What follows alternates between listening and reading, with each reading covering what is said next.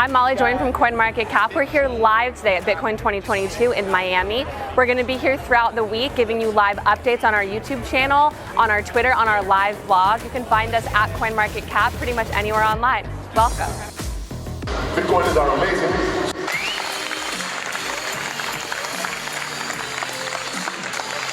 How are people doing at skee ball? What's the score has been like? Not great.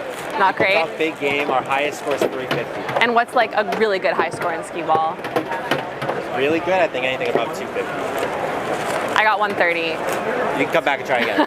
Thank you very much. No problem.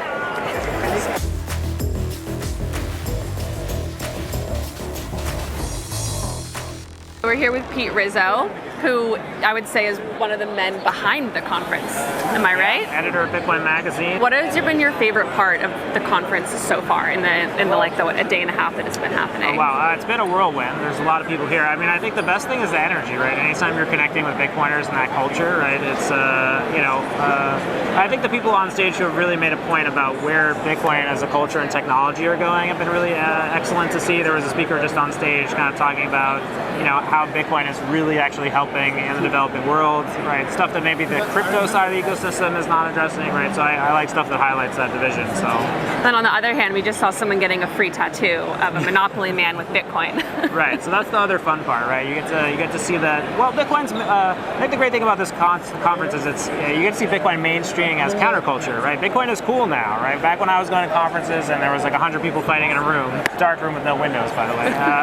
So and now you get this fun environment. We're just talking about the concert this weekend. There's going to be mainstream artists, Steve Aoki, Deadmau5, Run the Jewels playing, right? Like Bitcoin, I think, is on the cusp, right, of becoming something that Serena Williams on stage today. Yeah, that was fantastic Rogers, to see. like these are just people you'd never thought would be interested in Bitcoin, but the messaging is what's connecting with them, right? It's the sovereignty into that individuality, and Bitcoin's really, I think, mainstreaming on that more than technology, right? It's just the narrative about how to use it and how to incorporate it in your life.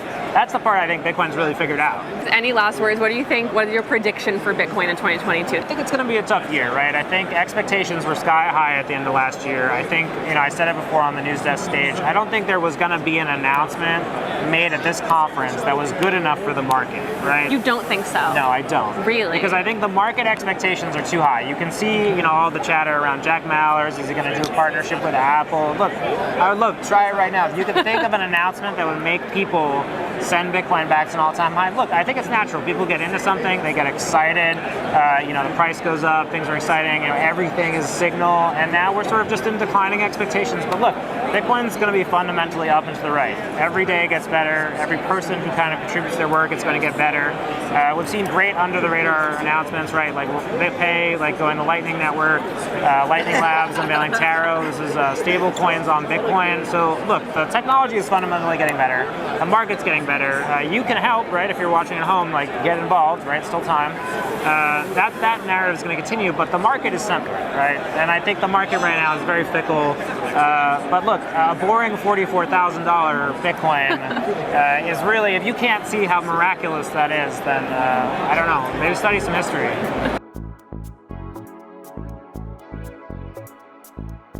Well, we are here in the press room of Bitcoin 2022, the belly of the beast, where all the news is being manufactured. I'm here with Molly Jane to talk about how the first day of the main conference has gone, and a big theme with all the guests that we've seen on the stages today has been do not sell. Do not sell, but I want to say this is Connor. I'm not sure if people watching have ever seen his face. We're coming to you on YouTube as well as the podcast, in case you're wondering. Anyway, the big theme has been not just hodl, but this very aggressive, I will never ever sell, with cursing involved even. And there's been so many criticisms of fiat currencies. Peter Thiel was trying to give away dollars on the stage, and some Bitcoiners did accept it actually, so I'm not sure that works. Also described Warren Buffett as the grandpa from Omaha, which was pretty cool. I've heard that before. He didn't invent that. That was out there. But one thing that I found really interesting, especially at the start of the panel that Alex Gladstein was doing, and he's from the Human Rights Foundation, he was saying that all of these people are men in advanced economies where they've got a stable currency, they've got a functioning legal system, property rights, and actually for many people in developing countries or countries where there are authoritarian regimes, Bitcoin has a compelling use case that really the West aren't talking about. No, that's definitely true. And there have been a few panels today that talked about how Bitcoin is being used in developing countries. There was a really significant case made for Bitcoin use in Africa.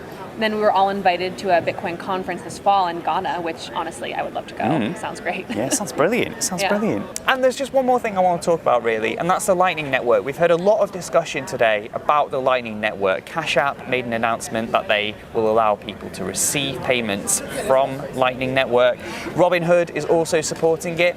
Michael Saylor said that if companies don't embrace the Lightning Network, they could end up being pariahs, effectively cutting themselves off from the internet. I don't think they're going to be pariahs. No, but seriously, you were saying that people might actually look to do business with companies that do support Lightning Network if someone doesn't support it. How significant do you think this technology is going to be? I think this is another one of those wait and see things, although it's so annoying to say only time will tell, but I do think only time will tell. I mean, the Lightning Network is still not incredibly widely accepted, and we've seen it here.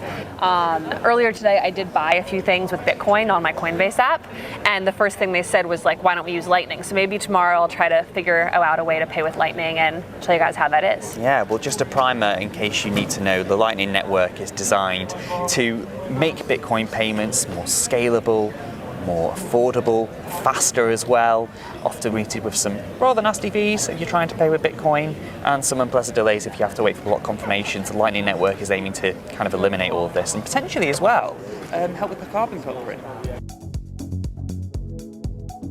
I'm joined by Raj Shamodran. He's the Executive Vice President of Crypto and Blockchain at Mastercard. Hi Raj, how are you doing? Great to be here, great to be here. Wonderful energy in this conference, isn't it? It's fantastic, the energy. Absolutely. And really appreciate you taking the time to join us. Back in February 2021, you wrote an article on Mastercard's blog, and you were saying that Mastercard's bringing crypto to its network. What's happened since then for you? A lot has happened since then in our view. A lot happened from enabling choice for merchants and consumers to be able to pay with crypto if they have crypto holdings. Yes. To be able to use the cards to buy crypto. It's really all what I would say is that Mastercard has a reach of billions of consumers and cards and 80 million merchants. We are bringing the crypto to people who want to use crypto to either pay with or accept it. Right? So it is really about extending choice in a safe and secure manner. So more cards have come to the street. A lot of people use our existing cards in the street to buy crypto. And more recently, we've talked about enabling NFT payments, buying NFT using card payments in a simple manner as well. As you know, the NFT payment experience can be quite complex. Yes. Get it, buy crypto, and then go connect it with the marketplace and then buy. And what we want to do is to bring a simple and safe consumer experience to anyone who has a Mastercard. So that's what we've been busy with. And I was particularly interested by your acquisition of CipherTrace. What was the rationale behind that deal? That's right. So CipherTrace, as you know, is a blockchain analytics company. So what we are, when we work with traditional financial institutions or crypto companies, what we are talking about is bringing clarity to the work that's happening, the transactions that's happening, the quality and the analytics that's happening between every cryptocurrency, every address, every wallet. We are there about 7 public chains, scoring every transactions, every wallet provider out there, so that we can bring additional clarity and screening and scores for everyone in the ecosystem, right? So financial institutions are interested in that, crypto players are interested in that, and it enhances the overall visibility into what's happening in the crypto space. Now, is Mastercard embracing crypto because it's a really ardent believer in the technology, or is this a kind of protective move because you're worried about payments going digital and the impact that it could have on the business? It is neither. It is really about choice. It's really about allowing. Mastercard has always been about enabling different ways of moving value. Obviously, the most visible network is the card network, but we also help run ACH networks. We have cross-border, we have open banking that helps people connect. So this has always been about choice and enabling people to safely and securely move value using different mechanisms. So that's what this is. This is really about enabling choice. We're not here to say, oh, this currency is great, this currency is not great, but we are interested in making sure that experiences are safe, it's protecting consumers, privacy, and those are things that we care about. I'm Zach Tyndall with Finance US. I'm head of brand and communications. Great. So tell me a little bit about this artist that's going on back here. What are you guys doing at the booth So today? we're working with an artist. His name's Rock Soul. He's well known here in Miami for doing a lot of the crypto murals. So when we knew we were coming to Miami, we were like, let's try and identify someone that's like really locally entrenched. Yeah. So he's got 2 pieces that he'll be working on. What's really cool about it is you can put on 3D glasses when he's done, and it sort of adds a couple layers to it.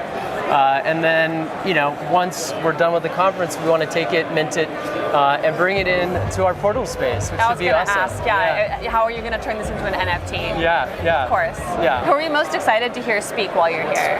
Well, I mean, I have to, root for my CEO. He's gonna be on at 3 o'clock. We just closed our round yesterday. Congratulations. So yeah, we got a lot of fun news. So I'm excited just to kind of see him up on stage. We haven't, as a brand in the U.S., we haven't been out there talking very much. Like no, you really haven't. We're the baby brand in the Binance family. We've only been around for 2 years in the U.S. So this is really our opportunity to kind of like start to get out there and tell our story. So I'm super excited to see him up there and see what he has to say.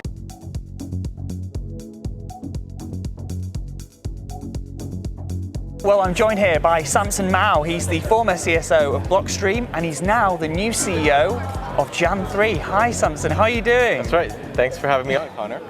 Well, it's a nice quiet day for you, I imagine. It's okay. It's a bit above average. Just a bit above average. Well, you've had some amazing announcements today. So Samson Mao was speaking at Bitcoin 2022 on the Nakamoto stage, and he had loads of announcements surrounding nation-state adoption. Now, how are today's announcements in Madeira and Prospera going to benefit citizens there? Well, I think the important thing is you have a statement from the president of Madeira and also the president of Prospera that they are going to embrace Bitcoin, and they're each doing it in a different way. So Prospera, they're doing legal tender, much like El Salvador, but in Madeira, they're just saying we're adopting Bitcoin. And because there's no tax on Bitcoin there already, that is basically making it de facto legal tender. So I think it's a good thing. We have more countries supporting El Salvador and following the Bitcoin path. Wonderful. I've got family in Madeira, so I'm really excited to visit Really? that more so. Speaking of which, you had a Mexican senator join you on stage, and she implored Mexico's president to adopt Bitcoin as legal tender. How likely do you think that's going to happen? It depends how much noise there is. I believe politicians typically listen to the people if they're a good politician. I mean, that's the definition. You're supposed to serve the people. If the people want Bitcoin, they should give them Bitcoin. And I believe there's a very strong case for Mexico to adopt Bitcoin as legal tender. As Indira was saying, there's 67 million people that are unbanked in Mexico. That's massive. And you're listening to El Salvador say, we're banking the unbanked by giving them Bitcoin. Yeah. Right? All you need is an internet connection and a wallet, and you're set. You can participate in the global economy. So if I was president of Mexico, I would definitely go that route. And I believe he feels very strongly about this because they are tabling legislation to mandate financial inclusivity in their constitution. So this is the next logical step to that, to adopt Bitcoin as legal tender. So you've announced that you're going to be focusing on nation-state adoption specifically, and of course you've got this new company which is going to help you do that. Can you tell us more about what your plans are? So the mission of Jan3, it's named after January 3rd, of course, as you know, is to accelerate hyper-Bitcoinization. So it's a very broad mandate. We're going to have a Bitcoin and liquid wallet. We're going to have an NFT platform. These are things that I'm taking over from Blockstream. But we're also going to do other projects, potentially just general software, digital infrastructure projects to help nation states onboard and get into the Bitcoin ecosystem. It could even be consulting on cold storage or best security practices for Bitcoin. But whatever it takes, we're going to try to move Bitcoin adoption forward. How many nation states and cities do you think we will see adopt Bitcoin in some form in the years to come? It depends on the people. It depends on the Bitcoiners around the world. Like I said, we're everywhere. You know somebody, you know the aide of the president, then you should start orange pilling them and talking to them. And I think this is a way for us to fix a lot of the problems we have in the world. More Bitcoiners in positions of power in government will be good. Because I was just on a panel talking about this. Prince Philip of Serbia was saying property rights are important. Bitcoin enforces that for you. But there's other property rights like, real estate, your car, etc., your home. And property rights only exist insofar as they exist. In Canada, they can disappear, right? You have an emergency act and they can freeze your bank account, seize your money, seize your truck, whatever they want. So property rights are great as long as they exist. Having more Bitcoiners that understand the value of sound money and property and sovereignty will ensure or make it more likely that governments actually respect property rights, and this will be held sacred.